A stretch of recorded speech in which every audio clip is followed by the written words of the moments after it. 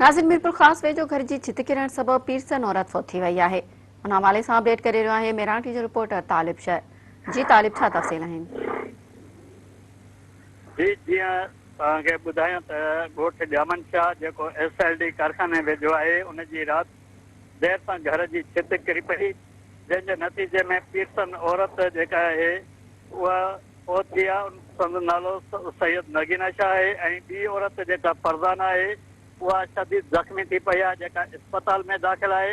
अहिड़ी तरह तव्हांखे इहो बि ॿुधायां त मीरपुर में हिकु ॿियो वाक़ियो ख़ुदकशीअ जो आयो आहे, जेको हिकु 19 साल रमेश आहे ऐं हिकु औरत आहे, छोकिरी आहे जेका 16 साल पसंदि जो परणो न करण सबबि ॿिन्ही ॼणा गॾिजी वण में फाहो खाई ख़ुदकशी कई आहे। ऐं साॻी तरह मीरपुर जे नाई पाड़े में हिकु ॿियो वाक़ियो पेश आयो आहे, जेको जनरेटर हलाइण सबबि कमरे में धुओं भरिजी वियो ऐं साह फूटजण सबबि 50 वरियनि जो शख़्स जेको आहे फौत थी वियो ऐं उनजो पुटु जेको आहे उहो सिविल अस्पताल हैदराबाद दाख़िल आहे। जी तालिब, तव्हांजी महिरबानी।